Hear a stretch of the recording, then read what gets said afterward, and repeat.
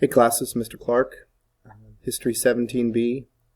These are the video lecture notes for Chapter 30, The War to End War. Next slide. With the combination of renewed German U-boat attacks on civilian shipping and the publication of the Zimmermann telegram, the United States entered the war on the side of the Allies in April 1917. The United States, since 1914, had been openly and fervently declaring its neutrality, even though American shipping and trade definitely benefited the Allies. These two, not events, but these two factors got the United States into the war. And this cartoon here shows what the Zimmermann telegram promised. Germany secretly, in a telegram message, promised the government of Mexico a return of land that had been purchased by the United States after the Mexican War. In return, Germany wanted Mexico to start a diversionary war against the United States. Mexico said no, but the publication of this secret, quote-unquote secret message that was intercepted by Britain was kind of the last straw. And on April 6th, 1917, Congress declared war on Germany. Next slide. Wilson wanted the world to know that the American entry into the war was based on our core values. Wilson was the moralist, the idealist. He wanted the world to know the United States was not like other countries. We weren't going into the war to gain territory or power. We were going to war to protect our rights as a sovereign nation, to protect international trade, and to protect democracy. Next slide. The 14 points were ideas for preventing future wars. Wilson, the college history professor, knew European and American history. He studied it. He thought long and hard before he made these proposals in January of 1918, telling the world that some specific, some general solutions to the world's problems. The most important of these 14 points was the last one, the 14th, the creation of what later became known as the League of Nations. Next slide. The Committee on Public Information was created to maintain morale. As the United States dove into World War I, the so-called Creel Commission was created to maintain morale. Movies were produced, slogans were made, posters, and so forth to keep the fighting spirit up among Americans. Next slide. The Espionage Act and the Sedition Act were intended to limit dissent. Civil liberties were threatened during World War I, as they are in many wars.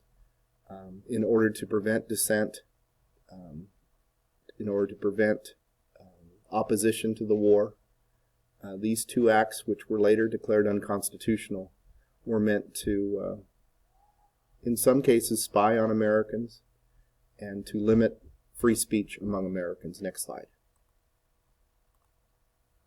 The War Industries Board was created to coordinate military production. World War I is often referred to as the first modern war, and it was also, in many ways, a total war that involved the industrial might of the countries involved, and the United States had become the world's leading industrial power during this time, and factories such as Ford's automobile factory was adapted and transformed into producing airplanes and tanks during World War I. Next slide.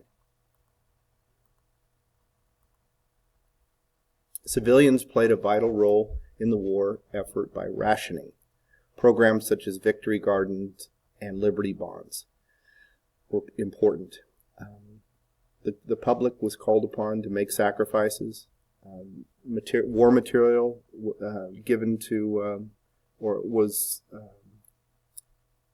prioritized to go to the military first, and the populace was asked to cut down on essentials like gasoline and sugar and many, many other things.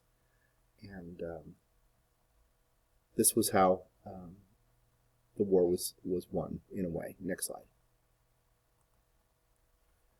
The U.S. military swelled to over 4 million. Quote, doughboys, end quote, were swept into battle with little training. The U.S. military was relatively small on the eve of World War I, relatively inexperienced. A few incursions into Mexico earlier in the decade, but little experience in fighting a modern war. So it was, for many, on-the-job training. Next slide. American forces played a key role in the decisive battles on the Western Front in 1918. It took the United States approximately a year, really, to start pouring men into France to fight on the Western Front. It was at that time, too, that Germany had shifted its forces away from the Eastern Front after defeating Russia.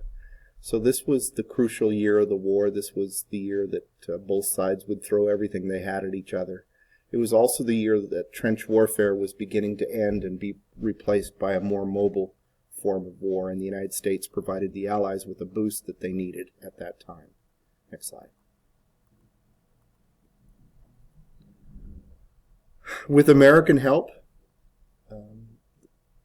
the war ended. The Germans signed the armistice on November the 11th, 1918. We still celebrate the anniversary of that date. We call it Veterans Day now. Originally it was called Armistice Day.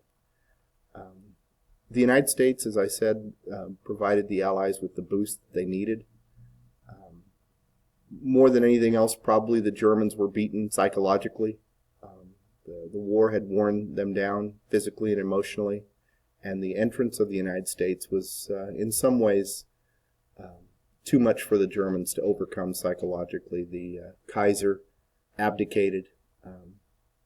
Thousands of soldiers mutinied in the last days of the war, and the German war effort crumpled, and the United States and the Allies proved victorious. Next slide. Wilson traveled to Europe to participate in the Paris Peace Conference. In January of 1919, Woodrow Wilson left the United States, traveled to Europe, specifically Paris, specifically the Palace of Versailles, to help to negotiate the peace treaty that ended World War I. Next slide. Wilson helped to craft the Treaty of Versailles amid varying attitudes of the victorious Allies. Seemingly each country of the Allied countries that were represented at this conference that was held after the war had its own aims and goals. For example, the French wanted to punish Germany. The British wanted to maintain international order and go back to their position as the leading imperial power. Countries like Italy had territorial aspirations. Wilson had his 14 points, and so it was left to Wilson and these leaders to craft some sort of compromise, and that's what the Treaty of Versailles was. Next slide.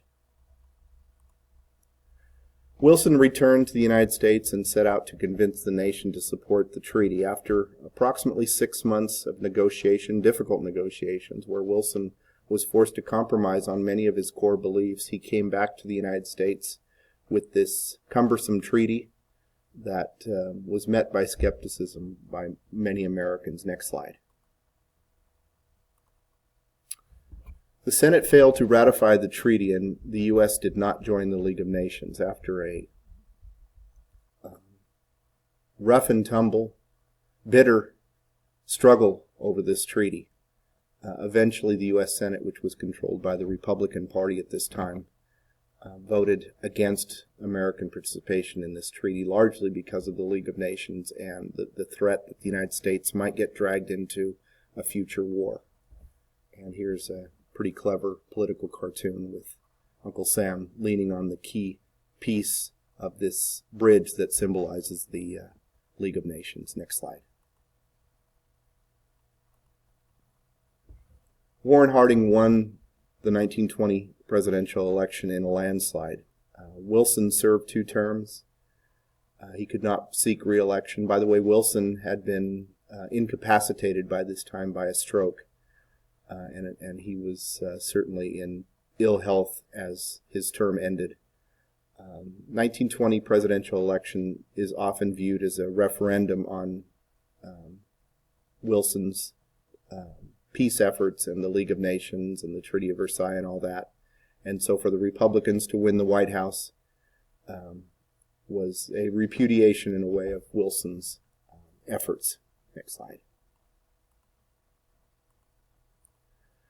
The failure of the League of Nations and American isolationism helped to set the stage for World War II. Who knows what would have happened if the United States had ratified the Treaty of Versailles and joined the League of Nations? Would that have prevented World War II? Possibly, but we'll never know. It's one of those what-if questions in history. I can say this, that the League of Nations was a weak institution, at least in part because the United States never joined, and the League of Nations failed to prevent the aggressive acts of countries like Germany and Japan in the years leading up to World War II. Next slide.